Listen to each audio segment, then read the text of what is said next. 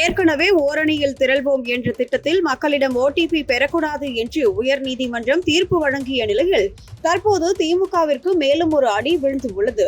சென்னை உயர்நீதிமன்றம் தமிழ்நாடு அரசின் உங்களுடன் ஸ்டாலின் திட்டத்தின் பெயரிலும் விளம்பரங்களிலும் முதலமைச்சர் மு க ஸ்டாலினின் பெயரையோ புகைப்படத்தையோ பயன்படுத்துவதற்கு தடை விதித்து முக்கியமான தீர்ப்பு வழங்கியுள்ளது. இது அரசியல் உள்நோக்கத்துடன் பொது நிதியை பயன்படுத்துவதை தடுக்கும் நோக்கம் கொண்டது. இந்த உத்தரவு அதிமுக மாநிலங்களவை உறுப்பினர் சி வி சண்முகம் தாக்கல் செய்த பொதுநல வழக்கின் அடிப்படையில் வந்தது.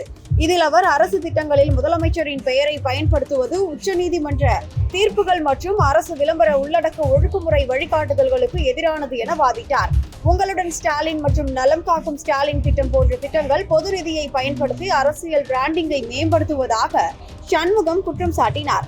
உயர்நீதிமன்றத்தின் முதல் பிரிவு அமர்வு தலைமை நீதிபதி மணீந்திர மோகன் ஸ்ரீவஸ்தவா மற்றும் நீதிபதி சுந்தர் மோகன் ஆகியோரை கொண்டு இத்தகைய பெயரிடல் முறைகள் மற்றும் முன்னாள் முதலமைச்சர்கள், கருத்தியல் தலைவர்கள் அல்லது திமுகவின் கட்சி சின்னங்கள், கொடிகளை பயன்படுத்துவது உச்சநீதிமன்ற வழிகாட்டுதல்களை மீறுவதாக கூறி அரசு திட்டங்கள் அரசியல் ரீதியாக நடுநிலையாக இருக்க வேண்டும் என வலியுறுத்தியது.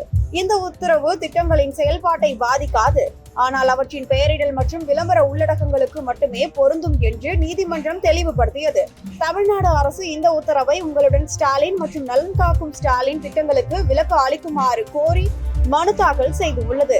இது ஆகஸ்ட் 4, 2025 அன்று விசாரணைக்கு வரவுள்ளது. இந்த தீர்ப்பு தமிழ்நாட்டில் மட்டுமல்லாமல் இந்தியாவெங்கும் அரசு திட்டங்களின் பெயரிடல் மற்றும் விளம்பர உத்திகளில் அரசியல் ஆளுமைகளை பயன்படுத்துவதை மறுபரிசீலனை செய்ய வழிவகுக்கும் முக்கிய முன்னுதாரணமாக அமையும். இது 2026 சட்டமன்ற தேர்தலுக்கு முன்னதாக அரசியல் கட்சிகளின் பிரச்சார உத்திகளை பாதிக்கலாம்.